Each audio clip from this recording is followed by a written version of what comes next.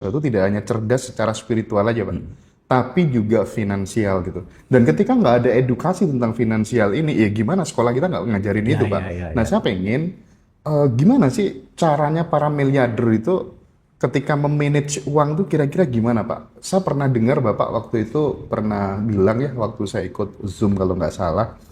Jadi kalau dapat uang itu, kalau orang yang biasa umum itu kan dipakai kebutuhan dulu, baru kemudian sisanya ditabung gitu. Nah, para miliarder itu gimana memanage uangnya gitu, biar kita belajar gitu, Pak. Jadi ada sebuah buku yang menarik adalah The Richest Man from Babylon. Babylon itu sebuah wilayah hidup kira-kira 6.000 tahun yang lalu, 4.000 tahun sebelum Masehi. Jadi 6.000 tahun yang lalu. Ada seorang kaya namanya Arkad. Arkad ini mempunyai 10 rule how to grow the money. 10 rule. Salah satunya nanti saya cerita. Nah, manuskrip ini ada di British Museum, Mesopotamia. Jadi saya suatu hari ke tempat itu, manuskrip itu memang ada. Ini lebih tua dari Quran berarti kan. Jadi ada. Nah, salah satu pelajaran dia adalah berapapun pendapatanmu, 10% disimpan. Jadi bukan kerja dulu, sisanya bukan.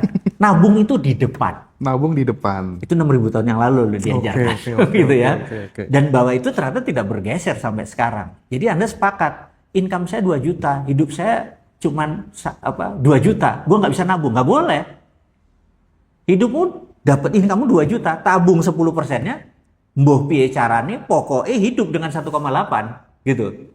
Nanti bulan ini dapat 10 juta, tabung 10%, hidup di sini gitu ya. Nah, itu urusan nabung. Yang berikutnya adalah di 90% ini 30% buat invest loh. 30% buat Iya. invest. Di berapapun pendapatanmu. Nah, itu teman-teman tuh. Jadi 2 juta tadi walaupun hidupnya 2 juta, gimana caranya lo nabung? Terus sisanya invest. Ingat, nabung sama invest 2 hal berbeda loh ya. Iya. Nabung itu ya duitnya bisa diam. Kalau invest duitnya bisa hilang.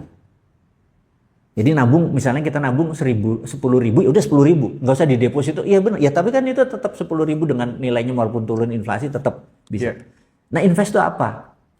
Nah, invest ya bisa beli saham per 500 ribuan ada. Tapi sebenarnya logam mulia ya invest yang paling enak, bener nggak? Baru sisanya kebutuhan-kebutuhan. Kita punya bukti fisiknya. Iya, kan? itu kira-kira. Jadi ya 60% itulah yang buat kehidupan sebenarnya.